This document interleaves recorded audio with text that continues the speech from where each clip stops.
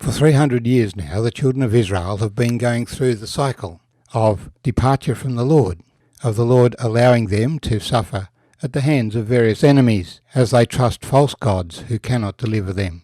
And then the people turning back to the Lord.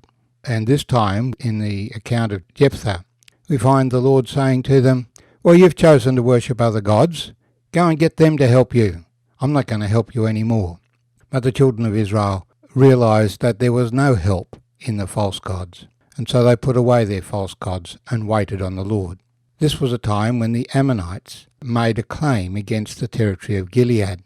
They said the children of Israel had stolen it from them when they came out of Egypt, but the reality was that the territory in question had been the territory of Sihon, king of the Amorites, king of Heshbon, and he had not permitted Israel to pass through, but rather had attacked them to destroy them.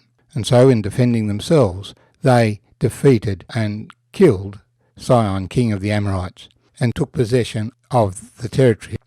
The Ammonites, therefore, had no claim on the land. The king of the Ammonites took no notice of them, and so Jephthah challenged them as they invaded the land to defend the land and gained the victory. We'll read what happened next from Joshua chapter 11 verse 29. Then the Spirit of the Lord came upon Jephthah, and he passed through Gilead and Manasseh, and passed through Mizpah of Gilead, and from Mizpah of Gilead he advanced toward the people of Ammon. And Jephthah made a vow to the Lord, and said, if you will indeed deliver the people of Ammon into my hands, then it will be that whatever comes out of the doors of my house to meet me, when I return in peace from the people of Ammon, shall surely be the Lord's, and I will offer it up as a burnt offering.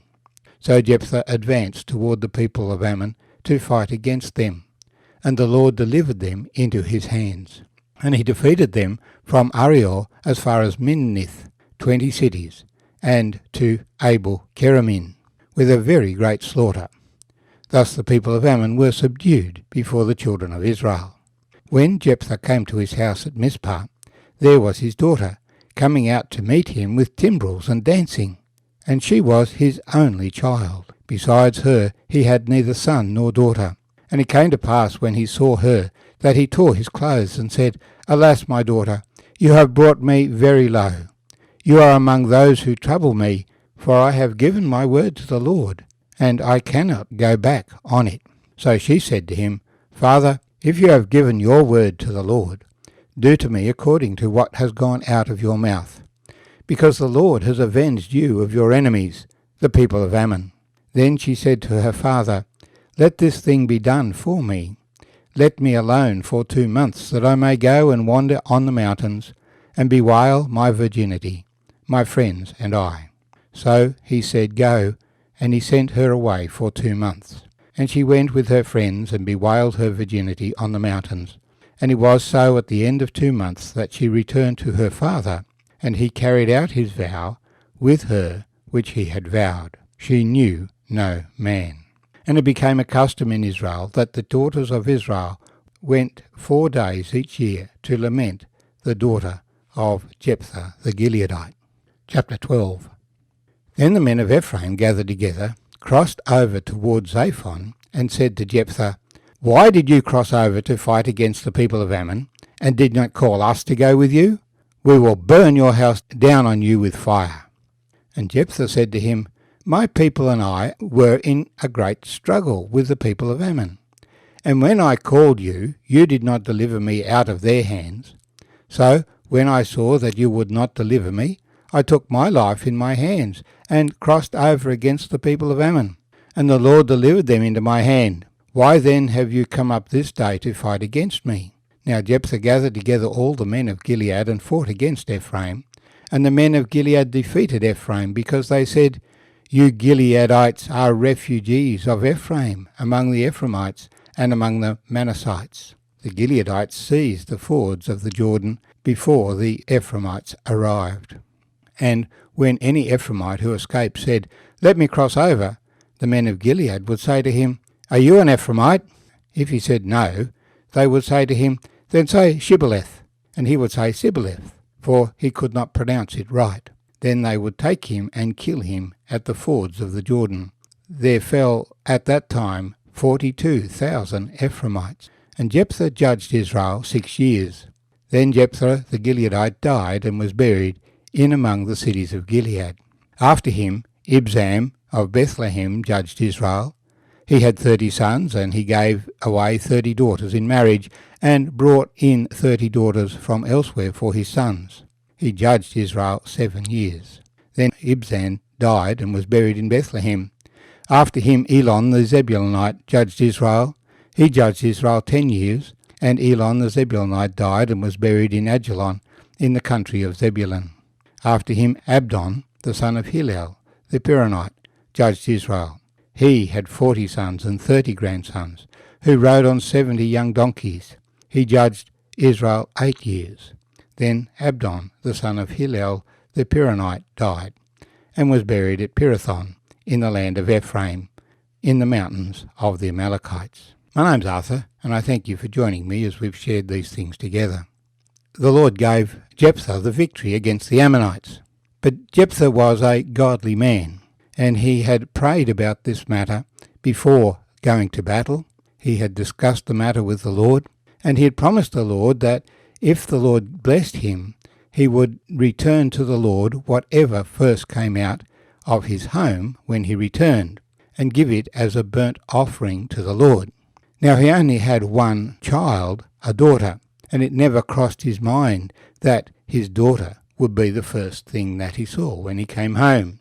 But in fact it was. She raced out to her father rejoicing that he had won the battle. And this is a very challenging story for us, because the Bible clearly teaches child sacrifice is wrong. Even when Abraham was told to sacrifice Isaac, it was so that the Lord would intervene and save Isaac's life. The vow that Jephthah made, though, was clearly, whatever comes out of the doors of my house to meet me shall surely be the Lord's, and I will offer it up as a burnt offering. Those words are pretty plain. And then the chapter ends with the words, his daughter came back after 2 months in the hills to her father, and he carried out his vow with her which he had vowed. She knew no man. So the first thing that strikes us here is that his daughter also loved the Lord and recognized that what her father had said he was committed to, and he must fulfill them. But she asked for 2 months' grace that she might bewail her virginity with her friends on the mountains before her father carried out his vow and presented her as a burnt offering. And she returns of her own free will, offering herself to God and to her father. The word is, he carried out his vow with her which he had vowed. So it seems he killed her and burned her as a burnt offering. Although the comment afterwards, she knew no man, has been taken by some to say that he didn't in fact kill her, but that she remained single and shut up the rest of her life in service of the Lord, just as maybe a nun might be today. Nevertheless, she was not able to fulfill her destiny as a mother in Israel. But there was another problem, the Ephraimites. Remember, they remonstrated with Gideon 50 years earlier when he went to war, not waiting for them. They only got involved at the end. They still regarded themselves as the leading tribe in Israel.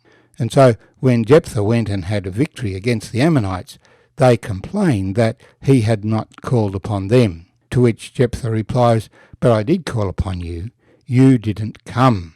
The Ephraimites wouldn't accept that criticism and went to war to discipline Jephthah and the Gileadites. What confusion is going on that one tribe attacks another purely for pride? But God judged the pride of Ephraim, in that 42,000 Ephraimites died because they attacked their brethren, the Gileadites, under Jephthah. Jephthah's period of time as judging Israel was 6 years. He was followed by Ibzan for 7 years, Elon for 10 years, and Abdon for 8 years. These last 3 judges were powerful older men with large families who took on the mantle until the next major issue arose.